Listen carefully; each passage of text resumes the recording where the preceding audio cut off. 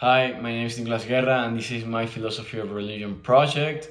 I'm here to speak about the interview that I had with my aunt. My aunt is a very important member of her church group, and she is a very important person in her church, as I said, in Michigan, United States.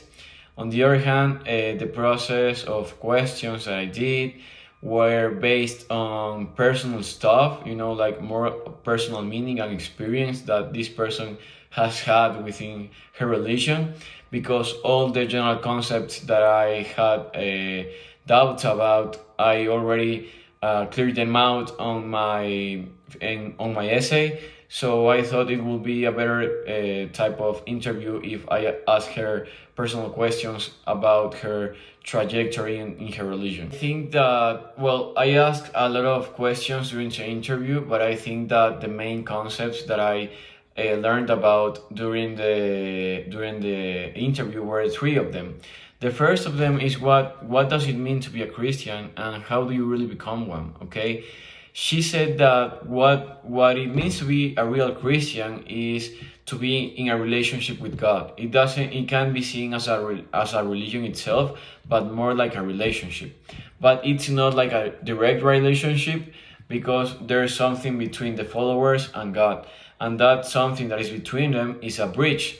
That bridge is Jesus Christ. And she defines as being a Christian to know that Jesus Christ is the door to meet God. You have to meet Jesus Christ and you have to establish a relationship with Him in order to establish a relationship with God and get to know Him for real. He also told me that you become a real Christian once you establish a connection with God, and the only way you can do that is by meeting Him. She told me that she had an experience, and I asked her about her experience, and this experience complies with the four components that James argues about in his mystical experience article. And the components of her mystical experience that are highlighted are the noetic quality, because she told me that God gave her a message that she had to change her life, and she saw a lot of images that made her realize that she needed to see those images of her life, of her past life, in order to understand that she had to move on to a better path during her life. On the other hand, I also highlighted the component of ineffability, because she told me that it can be understood from outsiders. You have to experience it for yourself, and you have to have your own experience with Him, because it's different from one person to another. And she told me that the only thing she felt was these river emotions and this thing that like embraced her, like this warmth, but she couldn't explain how. Like, she told me that she had these river emotions and it was impossible for her to put on words. Finally, the last thing that I learned is, well, I asked her about if it is possible to be a devoted believer in a way that you can follow what God says to you step by step in order to have a better connection with Him. And I asked her this because Dawkins, on his critique to non-overlapping magisterium by Gould, he says that people only choose what's good about the religion and choose to ignore the bad parts of the religion.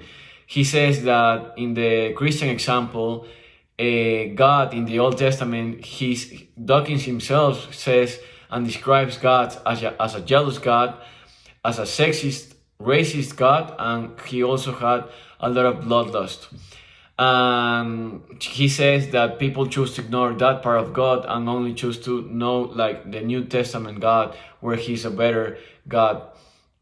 And I asked her if she was okay with this, and she told me that it is not correct to think about this like that, because every part of the religion and every word of God that is portrayed on the Bible should be followed step by step.